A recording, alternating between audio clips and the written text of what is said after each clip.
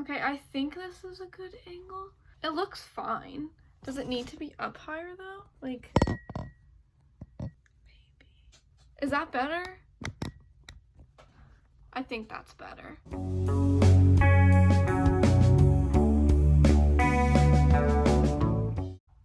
I have my water in case I get thirsty. The episode came out at 4 a.m. I've been thirsty for a few hours because of Bucky.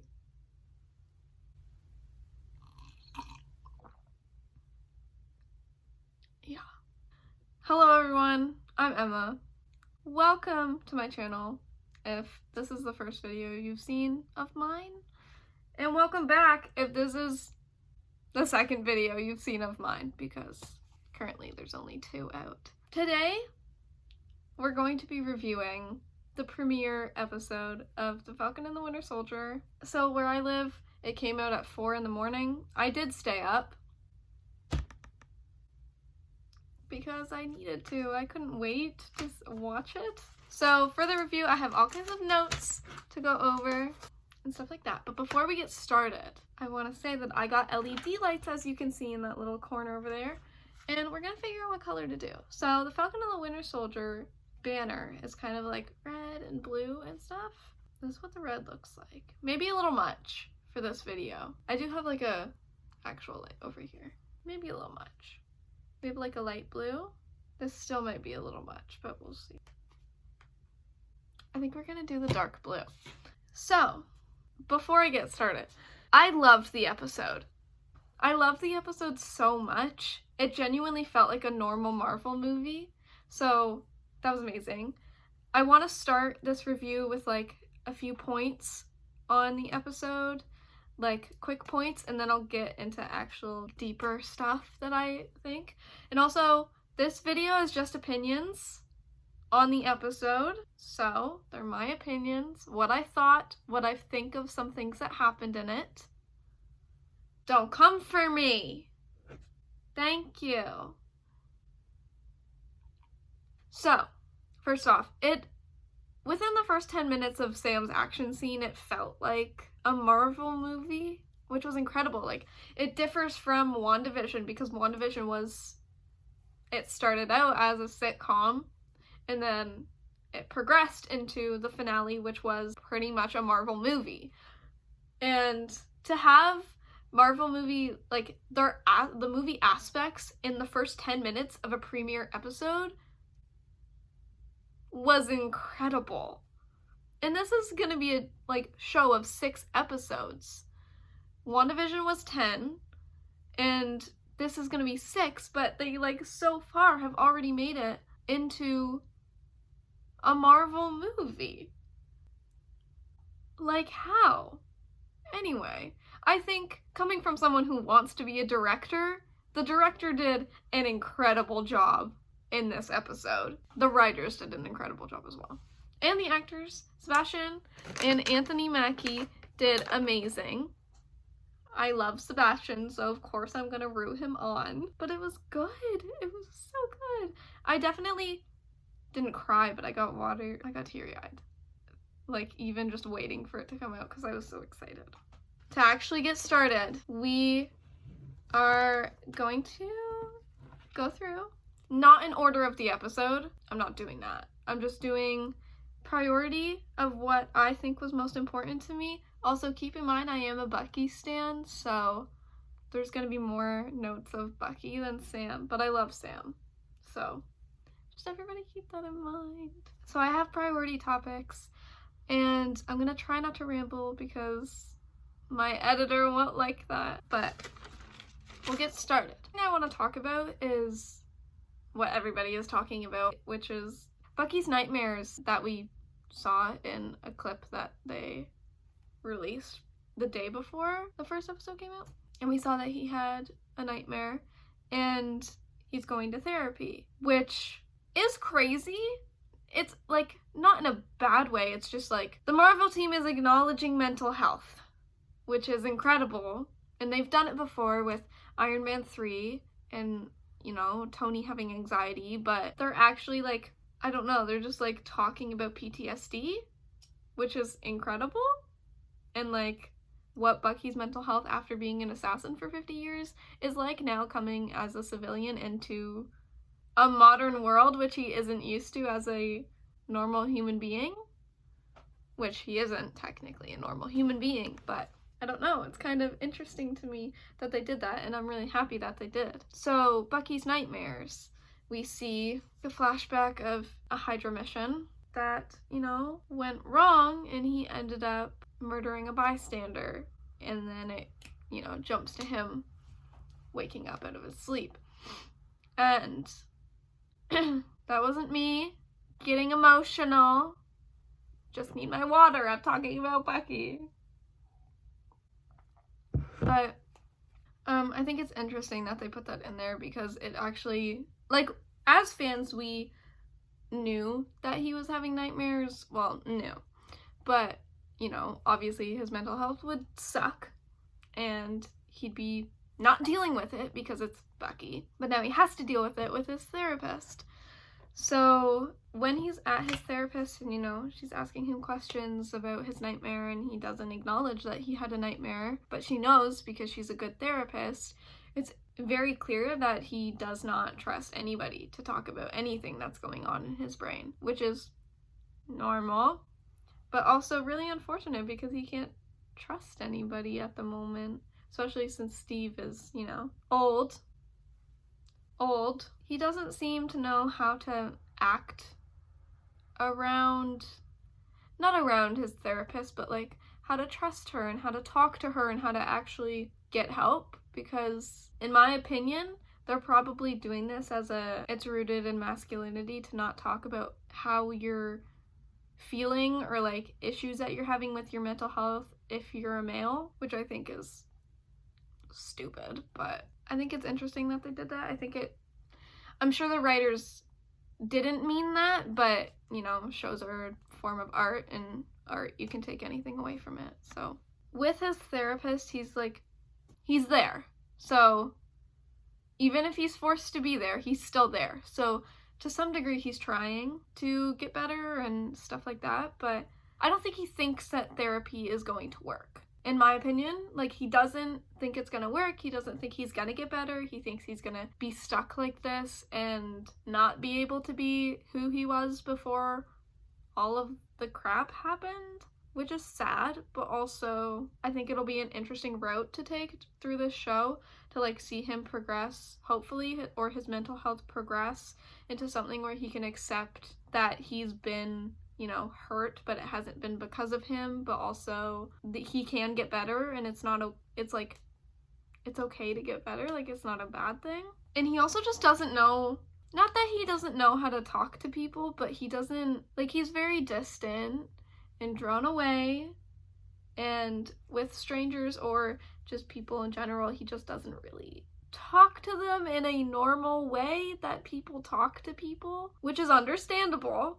But it's also really interesting to see. Again, all of these points will just be what I find interesting, or stuff I like or stuff I hate, but, like, that to me is interesting that he doesn't properly interact with people as you would in normal society. Also, while Bucky is at the therapist, we find out that he's been ignoring Sam's texts when she takes his phone. And I think that's really interesting because at the end of Endgame, we saw him and Sam look at each other. They seemed good. But it's fascinating to me that we see him not talk to Sam or, like, respond to him or interact with him. And it's only been, like, a few months since Endgame happened, but I'm just wondering, like, how long he hasn't been responding to him.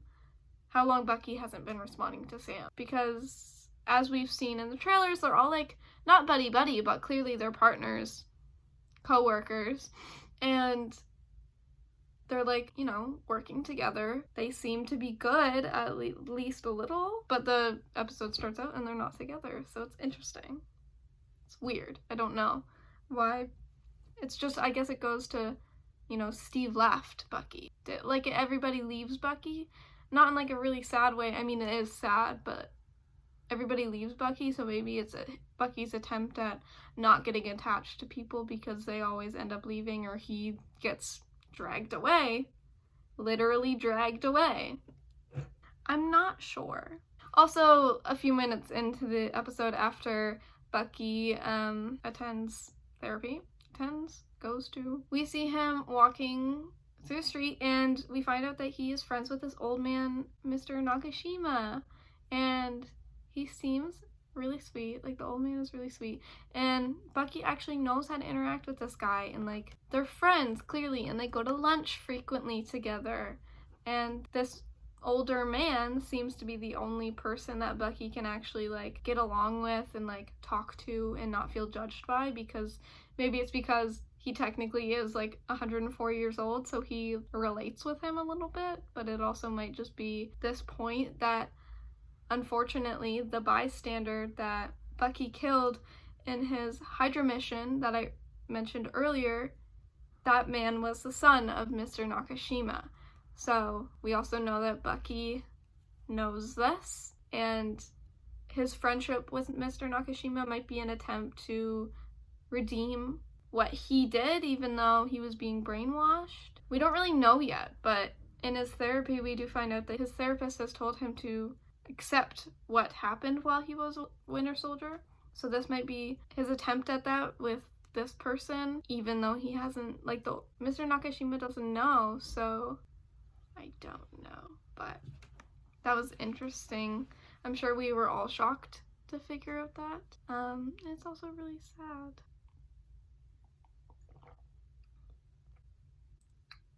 Okay, my next point that I want to go over is Sam and Torres.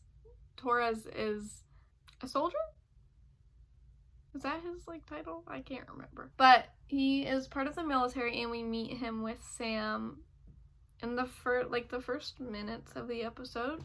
But I'm not going in order, so.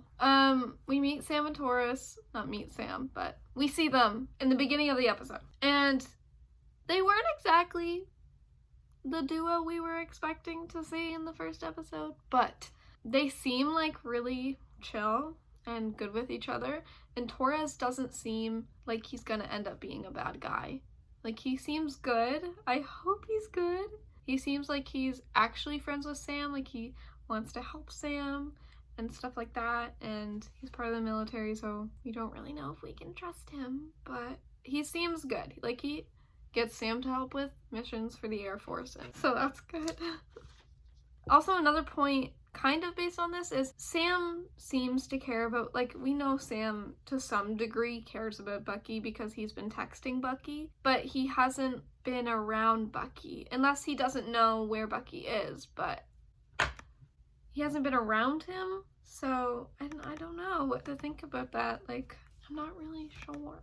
So I also want to talk regarding Sam and his sister Sarah, who she is in the first episode, obviously.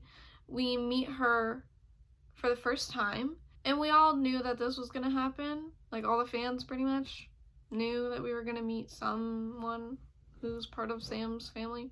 It's interesting to see their dynamic because Sam was obviously gone during the blip, so they didn't get to talk to each other for 5 years. But they also seem to just have, like, a weird, not dysfunctional relationship, but not a fully positive relationship besides the blip. Like, it seems like it goes further than that, especially since Sarah seems to have, like, she doesn't seem to be pushing Sam away, but she seems to be distant, if you understand what I'm saying, which is kind of strange, but I guess we'll learn more about that as the show goes on. They clearly haven't been on the best of terms, and we'll figure out why, I guess. I hope she plays a big role in the show because, like, we got Monica Rambeau. Monica Rambeau is the first Black female superhero that we have gotten because of WandaVision, besides Shuri, but she isn't really a superhero. She's just more of, not a sidekick, but she's a character who isn't really a superhero. Hopefully she will be, though. And I want to see Sam and Sarah get close through the show because they obviously, like I said, seem to be distant and not close, but I hope throughout the show they get close. That's the end of that. Obviously, I love Sam. I wouldn't be watching this show if I didn't love Sam. So it's nice to see him interacting with family, which we haven't gotten to see at all. So it's nice to see that, especially since between him and Bucky, he's the only one who has family left. So it's nice to see him interacting with them, even if it's weird. But yeah, so my next point, which I might get into too much, is Bucky's date.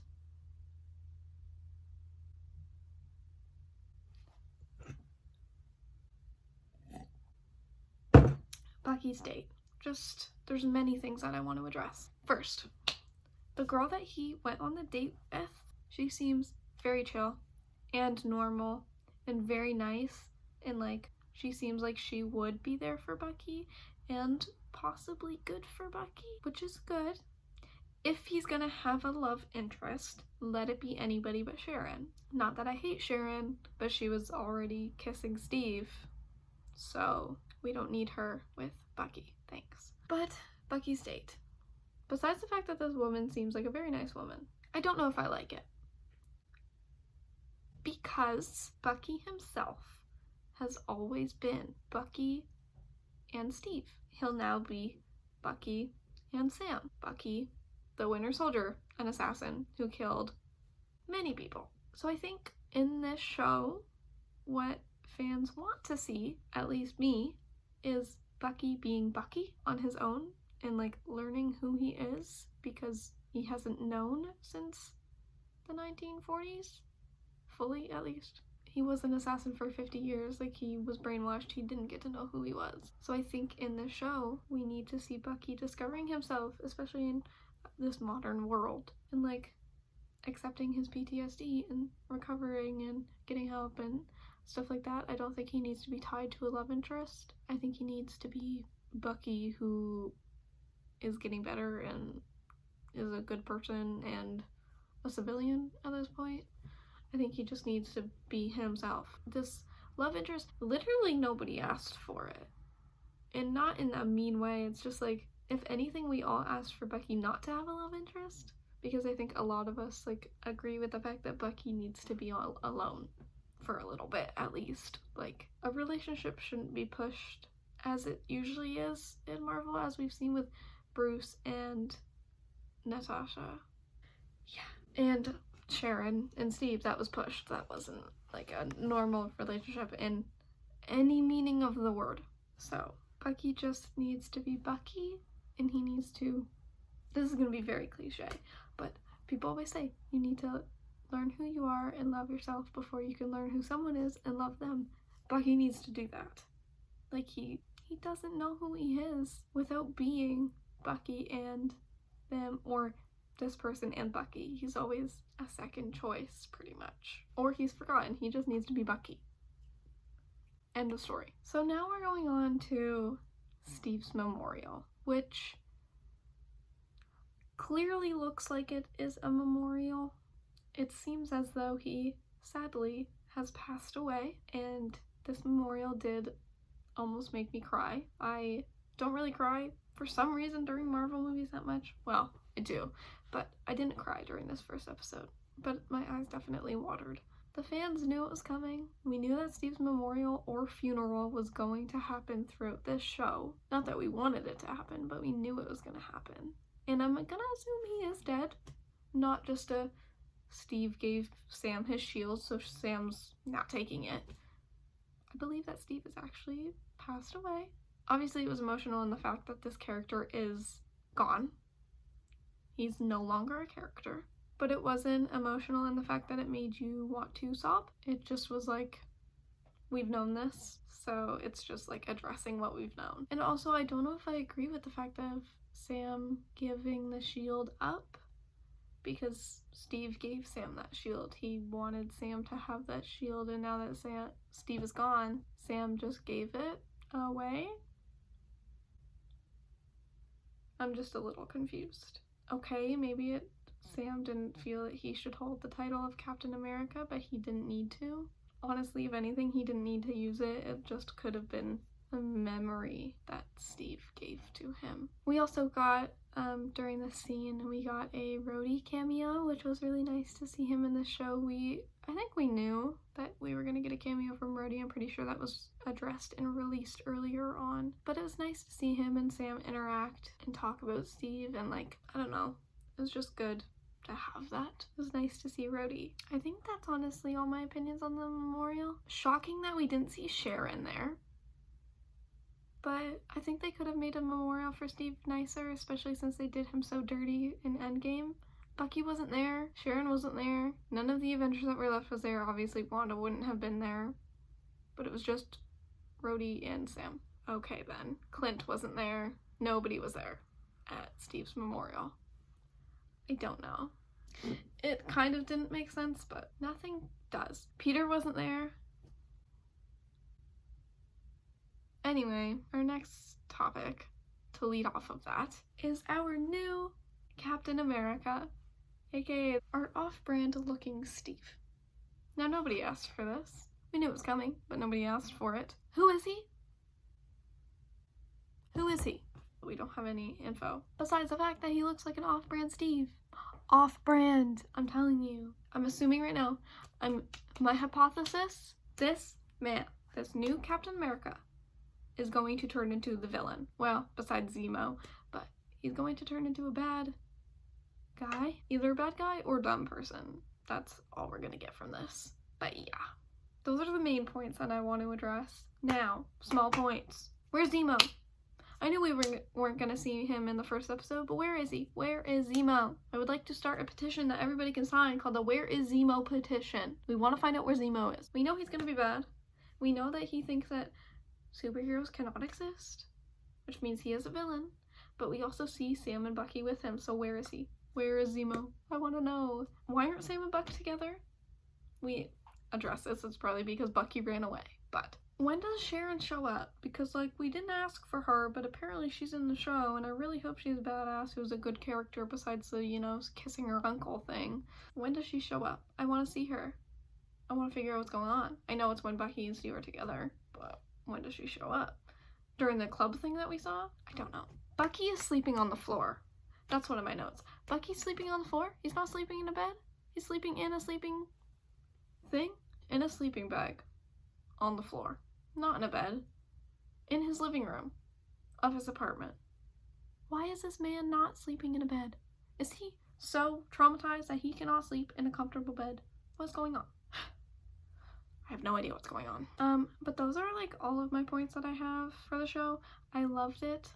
I can't wait for next Friday. If you really want it, I will review that episode as well. I would have done a reaction for this episode, but I had nothing to record my screen with, which is really unfortunate. So I think a review of the episode was good enough. I think I'm gonna come up with a ranking system for all of my review episodes. So I just thought of it. I think my ranking system is going to be how many out of 10 chicken nuggets would I rate this. I think that's good. Until we come up with an inside joke for this YouTube channel, I'm gonna use chicken nuggets. Unless that will be the inside joke. So, for Season 1, Episode 1 of The Falcon and the Winter Soldier, released Friday, March 19th at 4 a.m., I'm going to rank it 8.5 chicken nuggets out of 10 chicken nuggets. I think that's a good ranking. I truly believe that everything can be made better, but this episode was incredible. It was really good, but I want to hold higher standards, if that makes sense. Like, it hit high standards, it's there, but I want to hold higher ones for future episodes. So, I think that's gonna be it. Hey Google, what time is it? It's 2:24 a.m. It's 2:24 in the morning, and I'm filming this really late. I think that's gonna be it for this video. If you guys want some, like a part 2 of some more in-depth points, then maybe I can do that, but that's it for this video. Also, leave some suggestions down below on what you want to see me review or react to for future videos. I'm thinking I'm going to do, just to make fun of it, To All the Boys, the trilogy. I might watch and react or review those. Probably review some horror movies and some action movies and stuff like that in the future, but I'm trying to start out laid back. Just leave some suggestions of videos that you want to see in the future. I'll try to get to those. Leave questions down below, actually, for a Q&A.